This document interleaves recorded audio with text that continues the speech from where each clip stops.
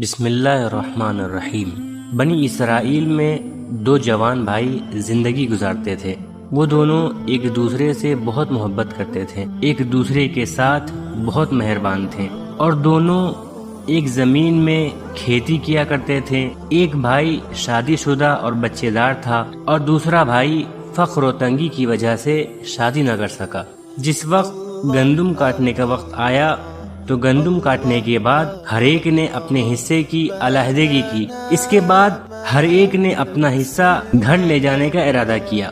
غروب کے وقت بڑے بھائی نے چھوٹے بھائی سے کہا، مجھے ذرا کام ہے، میں ابھی گھر سے ہو کر آ رہا ہوں، تم گندم کی دیکھ بھال کرنا۔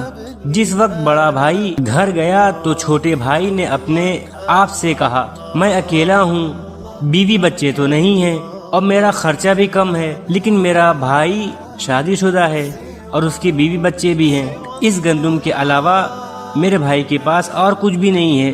بہتر ہے کہ جب تک وہ نہیں آتا میں اپنے حصے کی کچھ گندم اس کے گندم میں ڈال دوں تاکہ بیوی بچوں کے لیے گزر بسر کر سکے۔ اس چھوٹے بھائی نے اپنے حصے کی گندم بڑے بھائی کے حصے میں ڈال دی، ساری گندم اٹھا کے بڑے بھائی کے گھر رکھ دی اور چھوٹا بھائی اپنے گھر چلا گیا۔ بڑے بھائی نے خدا کا شکر کیا اور کہا، الحمدللہ، میں گھر والا اور بیوی بچے والا ہوں، لیکن میرا چھوٹا بھائی فقر و تنگ دستی کی وجہ سے شادی نہ کر سکا۔ بہتر ہے ابھی وہ یہاں موجود بھی نہیں ہے، کیوں نہ میں اپنے حصے کی گندم میں سے کچھ حصہ اپنے چھوٹے بھائی کے گندم میں ڈال دوں، زیادہ ہو جائے اور شادی کے لیے رقم مہیا ہو جائے۔ اس نیت سے اس نے اپنے چھوٹے بھائی کے گندم میں اپنے حصے میں سے کچھ گندم چھوٹے بھائی کے حصے میں ڈال دی۔ جب خداوند متعال نے ان دونوں بھائیوں میں خیر خواہی صلہ رحمی کو دیکھا تو دونوں بھائیوں کے رزق میں اضافہ کیا اور ان دونوں کو فقر و تنگ دستی سے